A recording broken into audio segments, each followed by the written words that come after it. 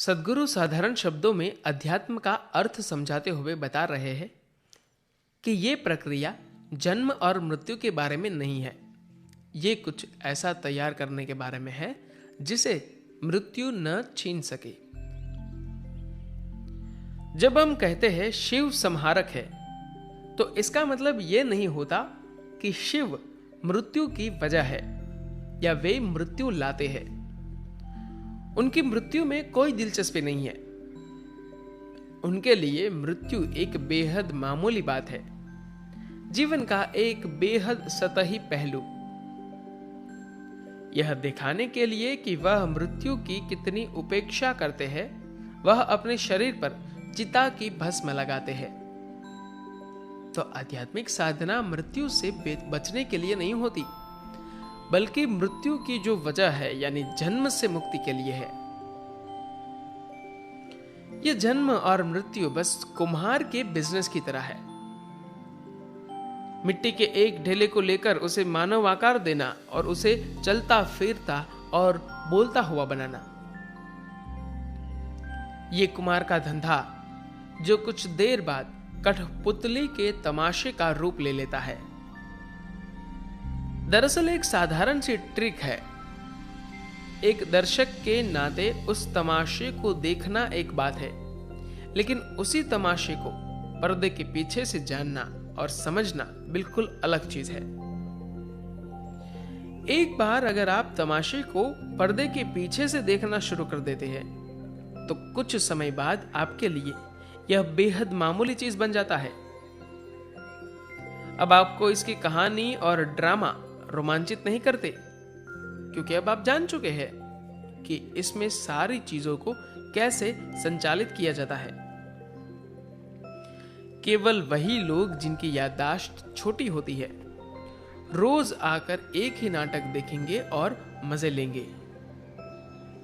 दरअसल ऐसे लोग पिछले दिन की अपनी याददाश्त खो चुके होते हैं। उनके लिए रोज का नाटक काफी रोमांचक और चुनौतीपूर्ण होता है।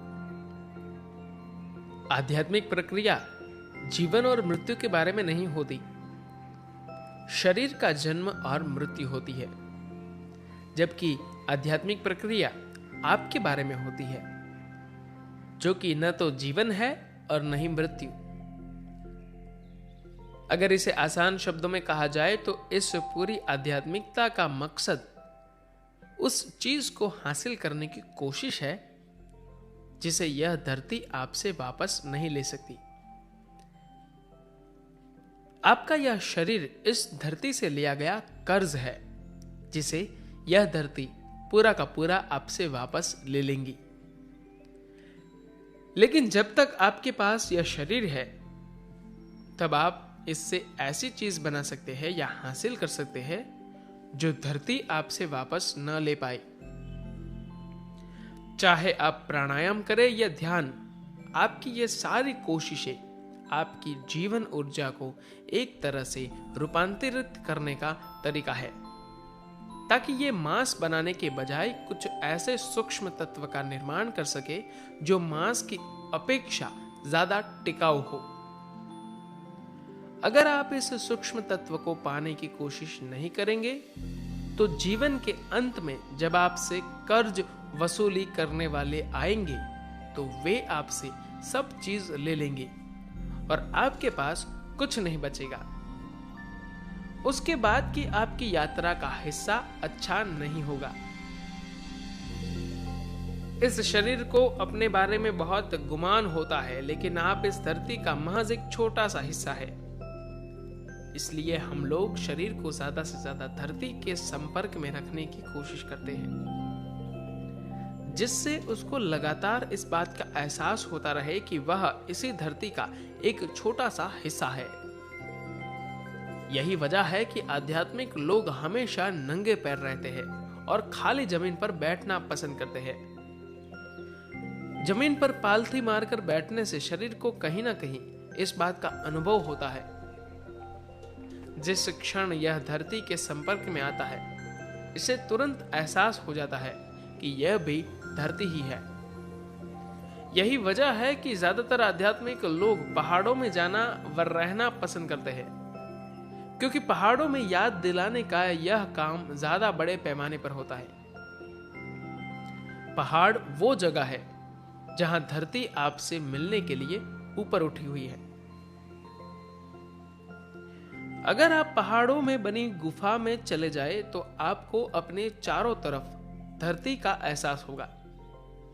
यह अपने आप में याद दिलाने का एक जबरदस्त तरीका है। इसीलिए पहाड़ों में रहना चुनौतीपूर्ण होते हुए भी योगी अक्सर अपने रहने के लिए पहाड़ों को चुनते हैं। वहां शरीर को लगातार याद दिलाया जाता रहता है, मन या बुद्धि को नहीं कि वह नश्वर है। जब आप लगातार इस बात को महसूस करते हैं कि आप नश्वर है, तो आपके शरीर को भी हर वक्त इस बात का एहसास रहता है कि वह यहां स्थायी नहीं है।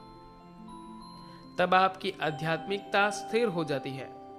आश्रम में मैं एक बात हमेशा लोगों से कहता हूं कि आप चाहे जो भी काम कर रहे हो, लेकिन दिन में कम से कम 1 घंटा आप अपने हाथों से जमीन में कुछ काम जरूर करें। भले ही आप बगीचे में कुछ करें, नहीं तो कुछ देर नंगे पैर चले।